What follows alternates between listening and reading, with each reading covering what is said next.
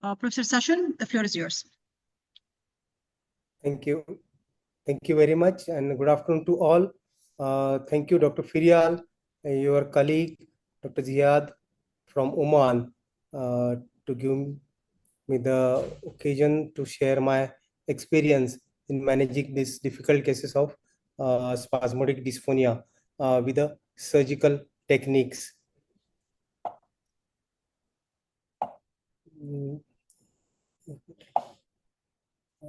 Just will switch on with the computer slides.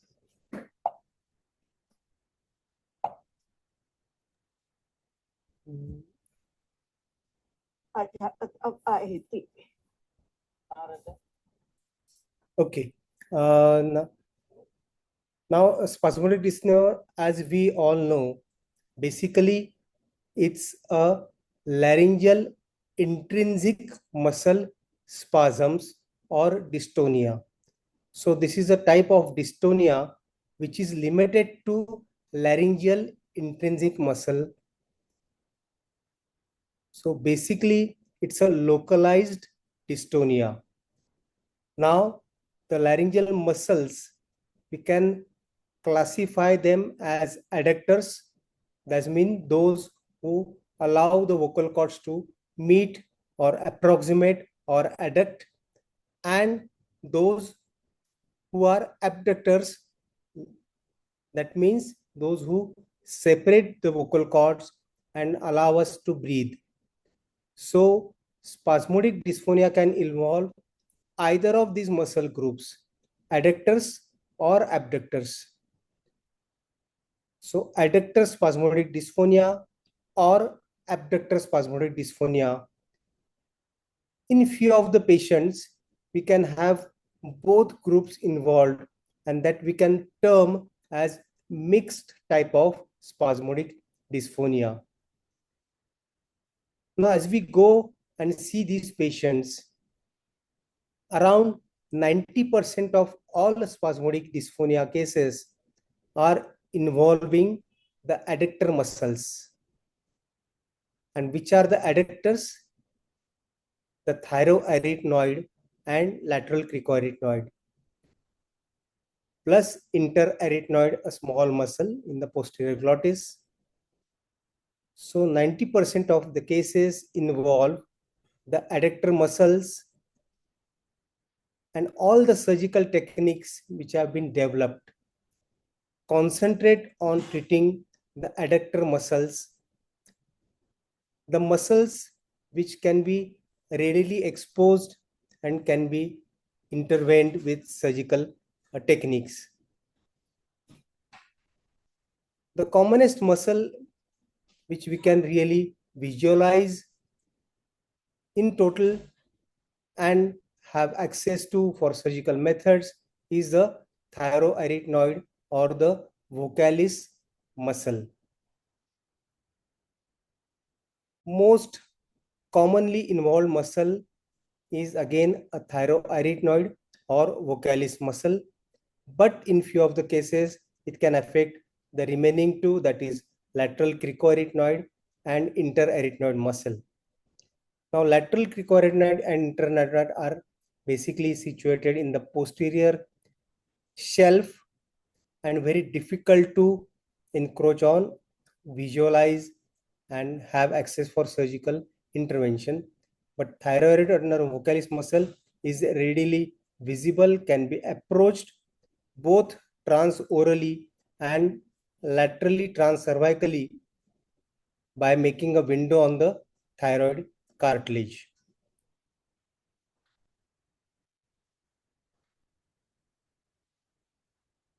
Now, how we diagnose this case to be a case of spasmodic dysphonia?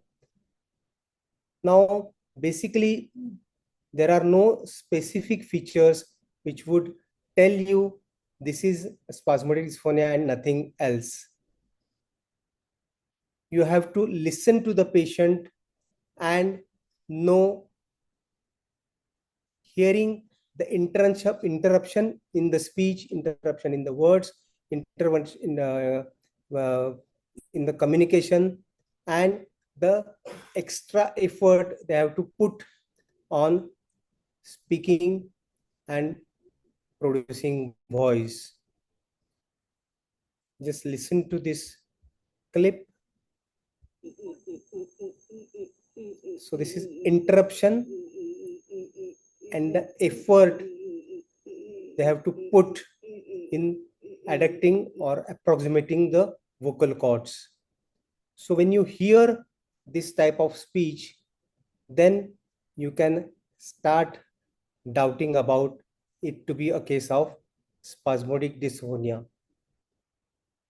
Now, when they have increased pressure during phonation, that is during approximation or during adduction, then that is going to give much of a trauma to both the membranous vocal cords and to the arytenoids posteriorly.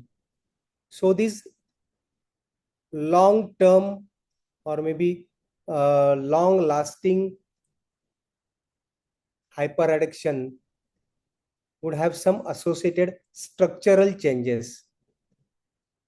In the membranous vocal cords, polyps, nodules, or over the arytenoids, the contact granuloma, because the two arytenoids pressing over each other.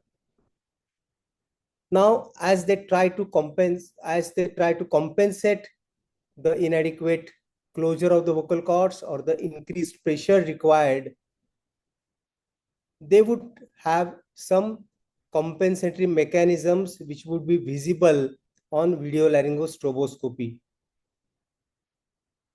Mainly the supraglottic hyperfunction, like the false vocal cords are hypertrophied, there is a ventricular hypertrophy and ventricular phonation. So you may not be able to visualize the true vocal cords. Tight closure of the glottis, that is quite visible on diagnostic video laryngoscopy. Now, because of again the improved pressures, you can have associated conditions like laryngeal tremors and laryngopharyngeal reflux, which could be primary or which could be secondary to all these efforts we put in. Now, in short, we are going to learn about any other specific diagnostic test. One of them is to check the spasms in the laryngeal muscles, and that is laryngeal EMG. We have started doing this laryngeal EMG, and we'll go ahead and see what features or what observations we can make during laryngeal EMG. Now, how to treat these patients? Basically, what's the aim of treatment is we have to improve both the speech, that is the articulation of the words, and voice quality without interference with the function of the glottis, with long-lasting relief. Now, these are important things. One is improvement in the quality or ease of speech, and second important is long-lasting relief. This is very important because for last maybe 2 decades, the golden treatment for spasmodic dysphonia has been Botox injection, Botox toxin injected into the thyroid muscle, but it lasts only for 3 to 6 months and has to be given repeatedly. So basically, the laryngologists across the world are trying to find out, can there be any other method which would result in long-lasting relief from the symptoms. We'll go ahead when we'll try to see what are the methods and how they have been in practice. Now, voice therapy. First and foremost, when the patient comes with voice or speech difficulty, we put in the laryngoscope. There is no structural disabnormality, and then we straight away send them to voice therapy. Now, voice therapy really doesn't have any specific role against the spasmodic dysphonia. But it can compensate to take care of the compensatory mechanism like false cord hypertrophy or hyperadduction in the posterior glottis of the arytenoids, or anterior posterior contraction like the epiglottis really touching the arytenoids when we phonate. The treatment which started giving good relief for this patient with Botox, toxin, that is theoretically we can classify it or name it as chemodenervation of the muscle, that is thyroarytenoid muscle, with botulinum toxin. And Blitzer actually it started introduced in 1980s and has been followed in around 90% of the cases across the world still for managing the cases of adductor spasmodic dysphonia as well as abductor, but adductor it has got a good relief. Can be done as an office procedure under local anesthesia, no admission required, with the relief of symptoms, with few or no side effects. But again, the limitation is last for limited time, several weeks to months, that is 3 to 6 months. And because of development of the antibodies towards the botulinum toxin, the effect gradually subsides after maybe 5, 6, 10 of the injections or the sessions. Now, to overcome the Botox, there were some surgical modalities or procedures which started to be tried on this patient. Number one, again in 1980s, sectioning the recurrent laryngeal nerve because it supplies the intrinsic laryngeal muscles. Going ahead, rather than cutting the recurrent laryngeal nerve as such in total, because then it's going to affect all the muscles, adductors as well as abductors, can result in vocal cord paralysis as well. Can't be done on both the sides because there will be vocal cord palsy on both sides. So people started to find out a specific nerve or branch of the recurrent laryngeal nerve which supplies the thyroarytenoid muscle. So this thyroarytenoid branch, which is the terminal branch or of the recurrent laryngeal nerve, can be selectively excised, and we can wait for the muscle activity or muscle spasms to reduce. Now, this procedure can be done transcervically, making a window on the thyroid cartilage near the entry of the recurrent laryngeal nerve into the thyroarytenoid muscle. So external transcervical approach, or it can be done transorally and finding out the nerve fibers. They are specifically anterior and lateral to the vocal process. We are going to see them in the clips and the images. So you can just section the terminal branch of the recurrent laryngeal nerve, which supplies the thyroarytenoid muscle. So these two were tried. Can we, to avoid vocal cord palsy, permanent palsy, can we selectively cut the branch of the recurrent laryngeal nerve and then re-innervate it with ansa cervicis on the same side? Again, selective denervation re-innervation procedure, again tried in 1980s. It has got some positive, some limitations as well. Then what we say is relaxing procedure or thyroplasty relaxing the tension in the thyroid muscle, or expansion laryngoplasty type procedure, which is called as thyroplasty type 2, which has been described by Ishiki. And he has modified it multiple processes or implants, and we are going to see it in few minutes from now. Now this thyroplasty has been modified by one of our friend in India, Brigadier Ramlingam. We're going to see them in the next few of the clips. Maybe in 2008 and 9, I had some discussion with Professor Mark Remakel from Belgium. And we were trying to decide or invent or maybe find out, can we have a thermodenervation? So instead of chemical, that is Botox, can we apply heat or laser and do denervation of the thyroarytenoid muscle? So Professor Mark Remakel tried with bipolar radio frequency. He started doing it on one vocal cord, then on both the vocal cords at same sitting,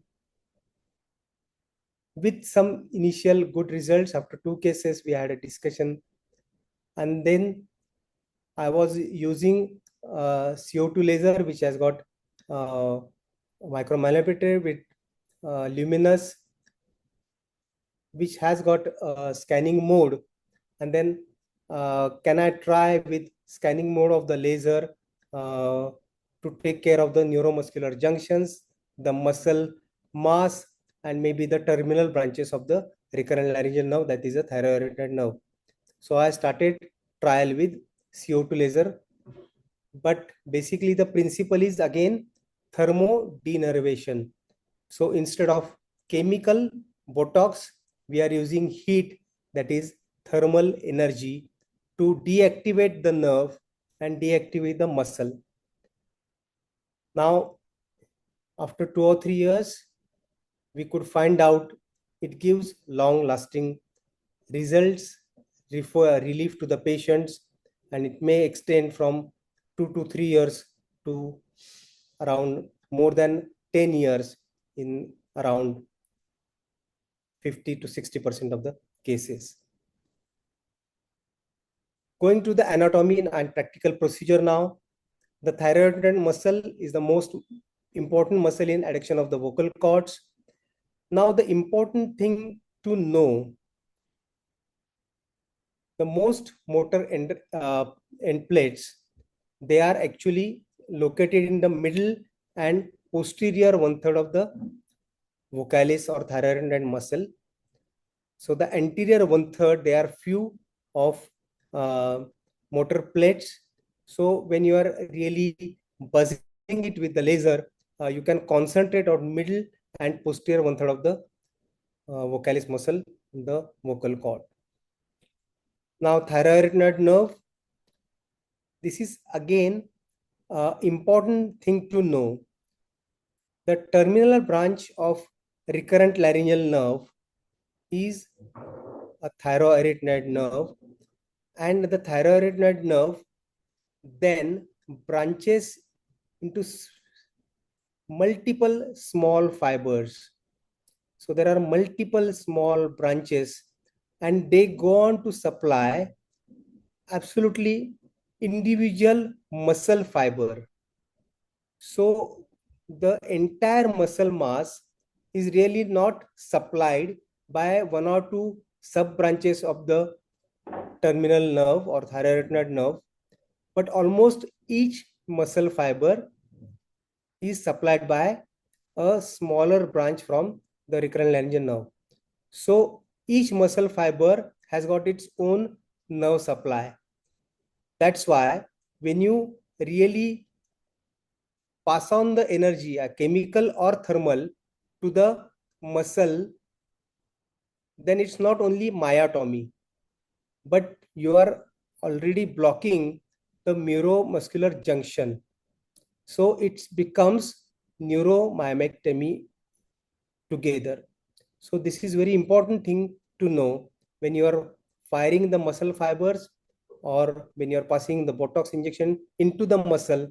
It's neuromyomectomy you are really doing, not only myomectomy. Now going to the some procedures in short. Recurrent laryngeal nerve sectioning was discovered by Green and Burke et al. And then basically, as we know, it's supplies the intrinsic laryngeal muscles.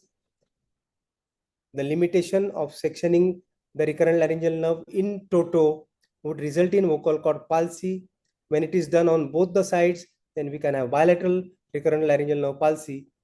So this procedure, though gave initial good result, the patient has a breathy voice because of the temporary, at least, nerve palsy and bowing of the vocal cords, inadequate glottic closure.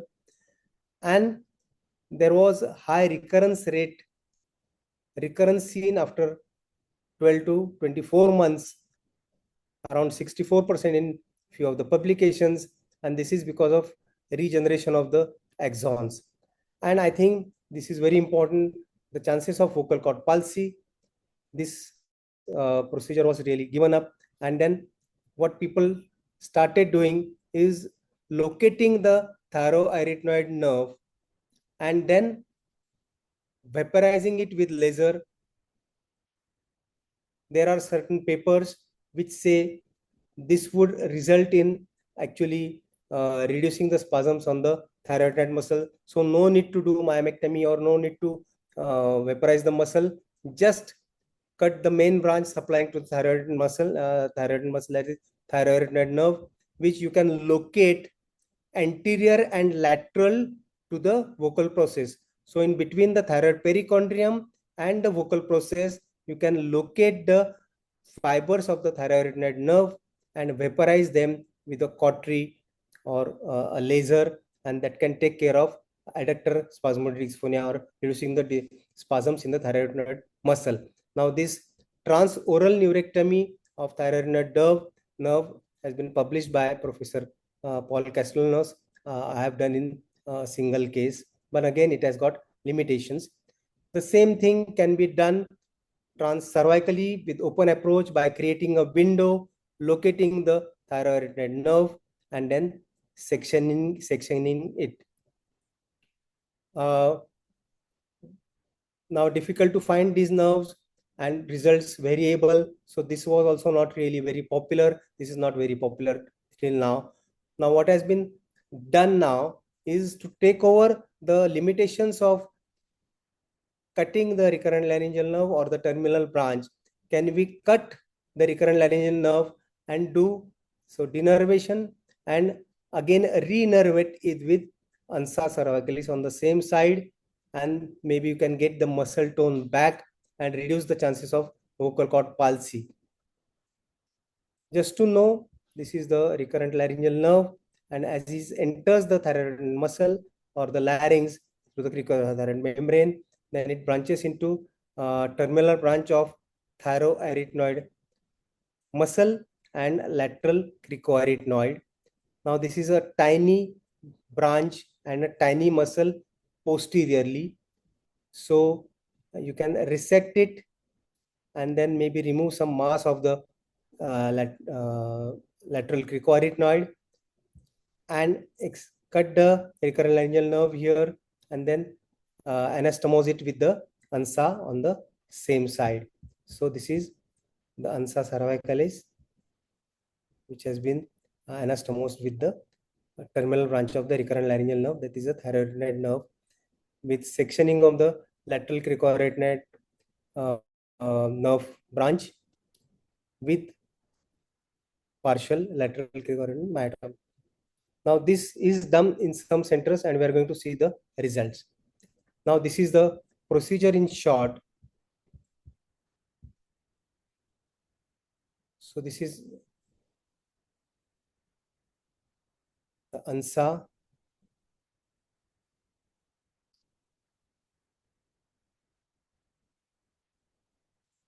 Now same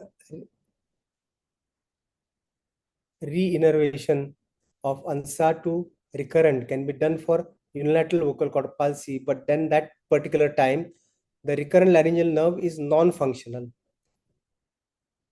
We have to make it functional for a palsied cord. Here, the nerve is functional, recurrent laryngeal nerve. Only it has got spasms in between. So to take care of that, you can do the same procedure, that is anastomizing the ANSA, this ANSA with this recurrent laryngeal nerve. So this is epineural anastomosis. This is done under a microscope with 8090 Prolin sutures. It has got long-term symptom relief. Maybe can give some relief for repeated Botox injections. Again, when you cut the recurrent laryngeal nerve, there are always going to be chances of vocal cord bowing and palsy, breathiness, swallowing difficulty because of aspiration, and this requires good microscope and all types of sutures, and maybe electro-laryngeal EMG monitoring as well.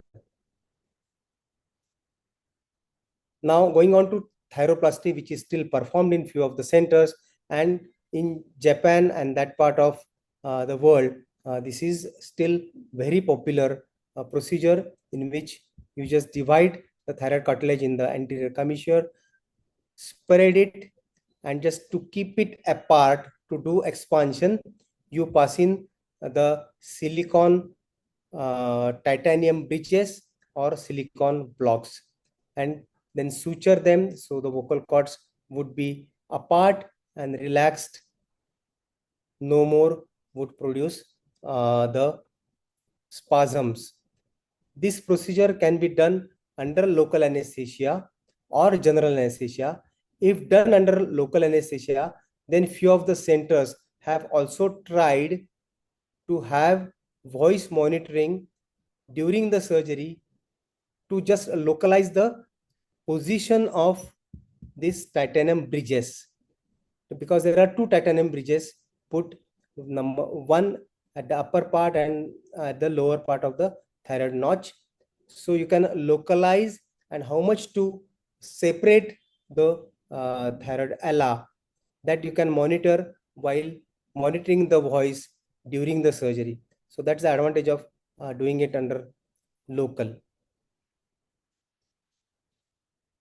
Now Professor Ramlingam has developed his silastic blocks, and then the same procedure you can visualize.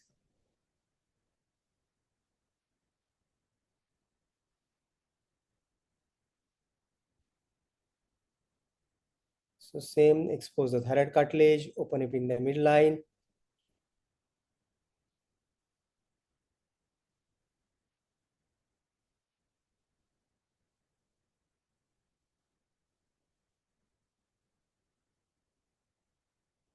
I was fortunate to have him here, and then we have done this case in one of my patients.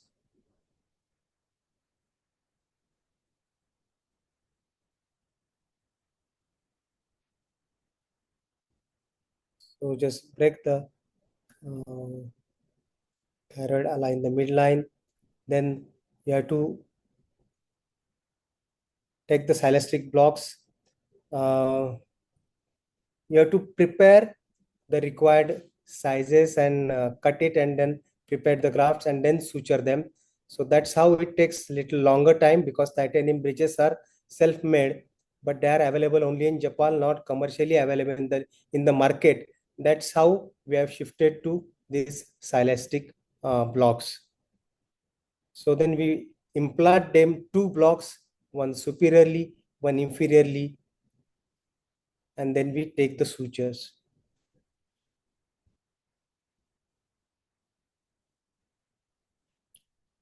Okay. Now going towards myoneurectomy.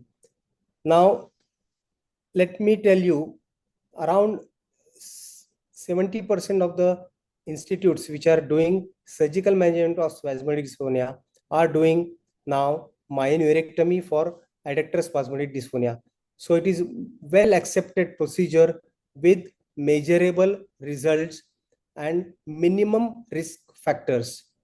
So transoral laser myonectomy, it intervenes on the end organ, that is the thyroid muscle. In some cases, maybe the ventricular folds because of the hyperadduction as a compensatory mechanism. Then thyroid branch of the recurrent laryngeal nerve, the terminal nerve fibers, and basically this is important as we have understood the neuromuscular junctions within the muscle fibers or bundles of the muscle fibers. You have to protect the vocalis ligament. So 2 millimeters away from the ligament, vocal ligament, arytenoid cartilage, you have to protect from the laser strikes, and laterally actually should not go beyond the thyroid perichondrium. So thyroid perichondrium laterally, medially the ligament, anterior the anterior one third of the muscle mass, and posterior the arytenoid cartilage. That would be the limit of your surgery. How deep you go? Around 2 to 3 millimeters deep you have to go to remove that much of the muscle mass required to have good symptomatic relief.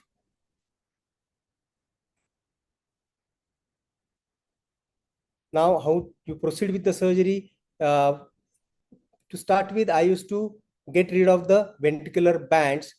Why? Number one, to have a good exposure of the vocalis muscle, and number two, ventricular band itself adduct aggressively as an compensatory mechanism. So you take care of the spasms or participation of the ventricular bands in this pathology with excision of the ventricular bands, plus you have a good exposure of the vocalis muscle.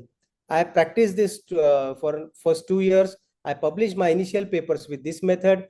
Then I had some interaction with the Professor Setloff, and he said there is a loss of high notes on phonation as you, because the ventricular bands are required for high notes or loudness, and try to preserve them with some suction or curved forceps.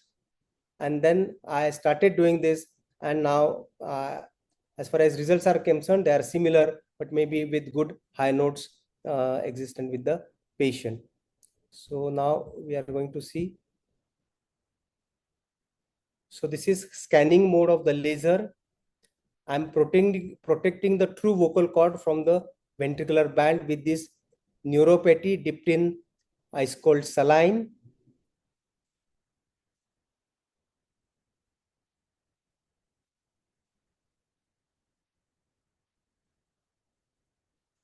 I'm vaporizing it with the laser.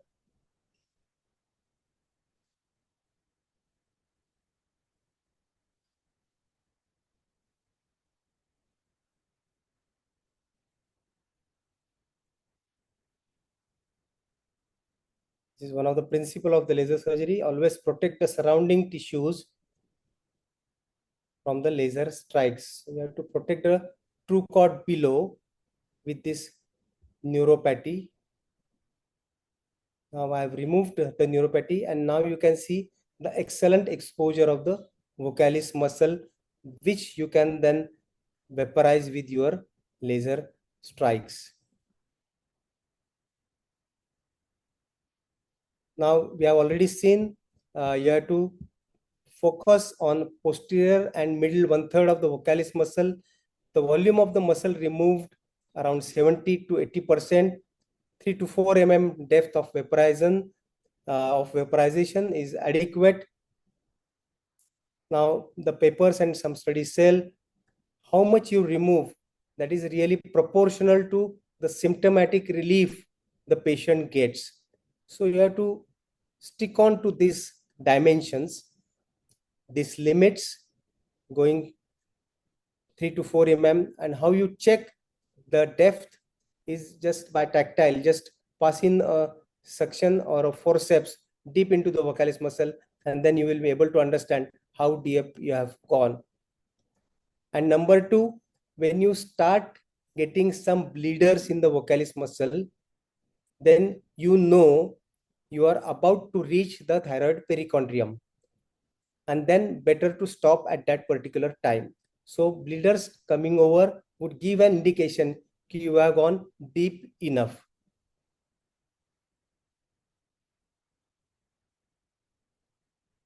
Now neurectomy, I've already told, the thyroid branch anterior and lateral to the vocalis muscle. So I vaporized the vocalis muscle with the laser. Now I will take this curved forceps, push it down 2 millimeters below, and with the unipolar cautery, I'm going to vaporize that part blindly, and then it's going to block the terminal branch of the thyroarytenoid nerve, and then it's going to act as a neurectomy in this surgery.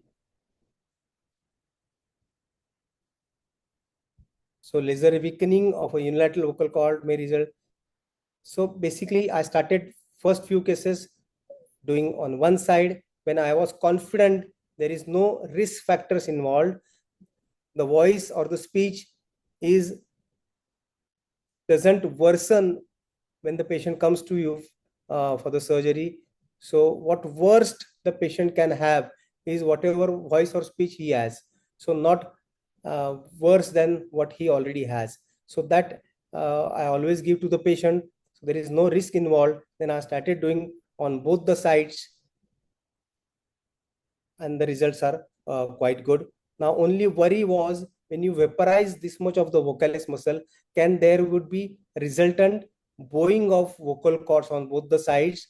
But I have seen with the fibrosis and everything, because you have kept this vocal ligament intact, the lateral cricoarytenoid intact, there is no bowing which would affect the compens or the closure of the vocal cords, glottic closure, and that we are going to see in few of the clips post-operatively we have done. Now revision surgery is again, the recurrence is because of regeneration of the muscle fibers, and revision surgery is again removing those muscles with the revision or the surgery. Okay, now the post operative video laryngostroboscopy, a same patient actually comes from follow-up for last almost 10 years. This is 1 month follow-up post-operatively. Glottic closure is adequate. There is no bowing of the vocal cord. This is 3 years post-op.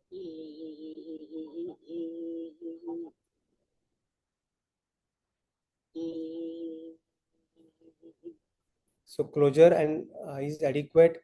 Now this is 7 years post-op.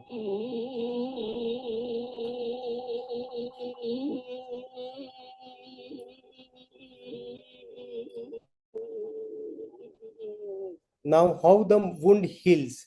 So the wound over the thyroid muscle fibers heals and get replaced by fibrous or fibroareolar tissue. So this is significant decrease in the motor unit end plates after the surgery. It weakens the contraction of the remaining thyroid muscles, reduces the excessive adduction or the spasms of the vocal cord. Muscle regeneration may be in 70% of cases and not really evident for at least 3 to 4 years post surgery. That's what our observation is. Now this is 3 years post-op, and this is his speech. My name is Upendra Bhaskarbai Kalaigar. I am eye surgeon doing ophthalmic practice in Surat. So his speech is continuous without any efforts, and voice also is quite good. This is 3 years post-op. Now the same patient actually 7 years post-op. My name is Upendra Bhaskarbai Kalaigar. So I think the results are quite good. Now this is another lady. आपका नाम बताइए, कहाँ से हो आप? See the effort she has to put, not so much of interruption. Now, what's the role of